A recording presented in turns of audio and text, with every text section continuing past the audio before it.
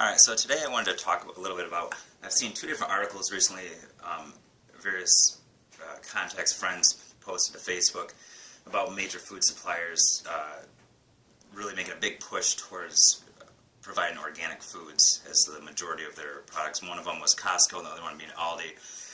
And both of them, the gist of the article and the gist of the person posting it was just praise and just how great these big food suppliers are for going organic and how awesome that is.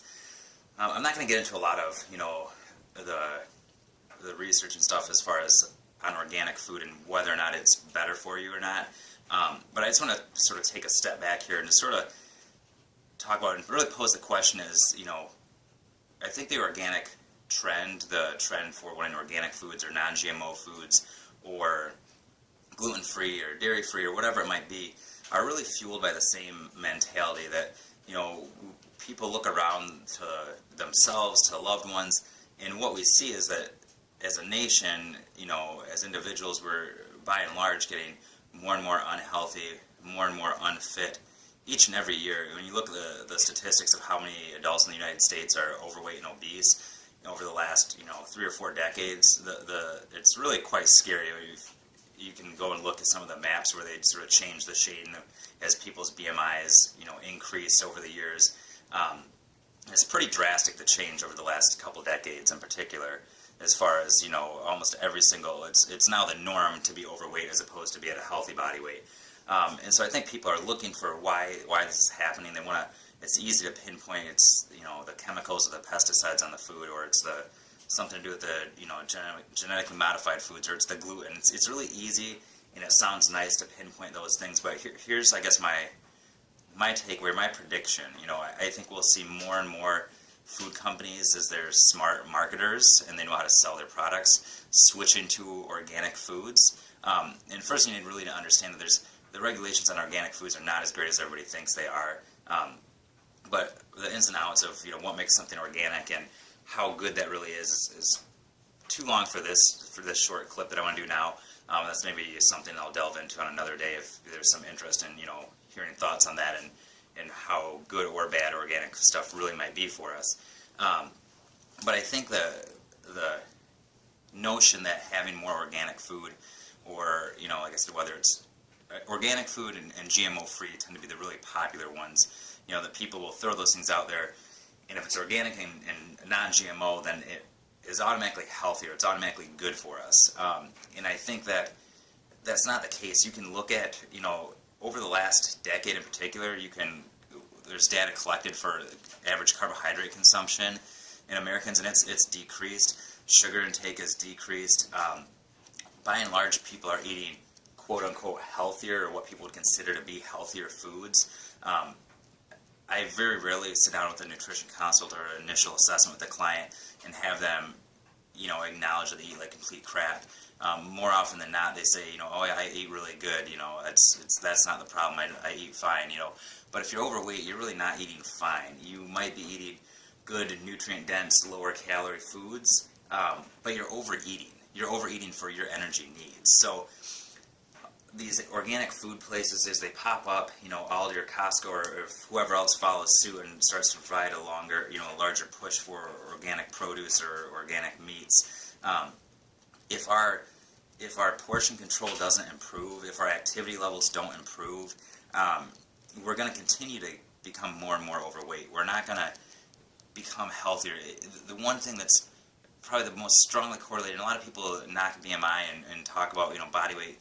It doesn't matter, you're beautiful at any size and all this stuff, but it doesn't change the fact that statistically one of the highest indicators of different metabolic syndromes, of heart disease, of diabetes, of all these preventable illnesses, even cancers, or a lot of forms of cancer even, things that are preventable from lifestyle choices are so strongly correlated with the BMI, and as that body weight climbs up substantially, particularly if it's paired with a increase in our waist circumference and our body fat percentage, which 9 times out of 10 they are very strongly correlated outside of a very select niche group of people.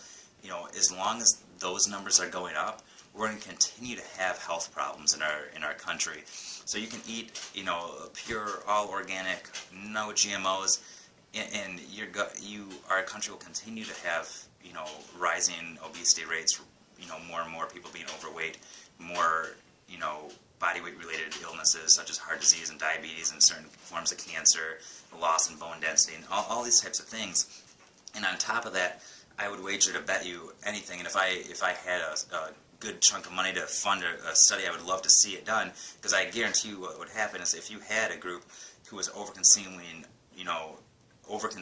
calories, and they were eating, nothing but organic, non-GMO foods, gluten-free, dairy-free, what have you, and they ate in a caloric surplus and gained weight, and you had another group eat nothing but highly refined processed foods, but they were in a caloric deficit and they were losing weight, assuming that they were overweight to begin with, that group would improve their health markers, and the group gaining weight would see a decrease in health markers. Universally, body weight is so associated with things like cholesterol and blood pressure and heart rate and all those things that's going to matter most of all. I'm not saying the quality of food doesn't matter, but it's not the most important thing. In looking to, if I just eat organic, then I'll be healthy, and if I just eat, gluten-free or avoid GMOs, then I'll be healthy. A lot of people don't even understand what gluten is, what GMOs are, what makes something organic. They don't have a basic understanding of biology or chemistry, so it's short-sighted to think that it's really that simple. The more important thing is to have a healthy body weight, to have a healthy body fat percentage, to have a healthy waist circumference, to have other good markers of your health, and those things are going to be dictated by and large. The easiest one indicator is body weight. So I think that is where we need to focus, is where are we going wrong, what can we do to better manage our portion controls, to better understand calorie budgeting, to become more active, what type of activities are going to be the best, sort of bang for your buck, emphasizing strength training over aerobic training, where we can build and maintain muscle mass, which is going to help our metabolism. All these types of things are far more important than whether what we're eating is organic or not. Assuming we're getting our adequate amount of protein, fluids, fruits and vegetables, and the rest is so negligible and so far up the pyramid of importance, and most people worry about that first instead of worrying about the real basic things. So I guess that's my thoughts on organic foods, and whether we'll see any change for the health of our nation as some of these big retailers or marketplaces switch to an organic food selection. My guess is over the next 5 to 10 years we see no improvement, and we see more and more organic foods offered.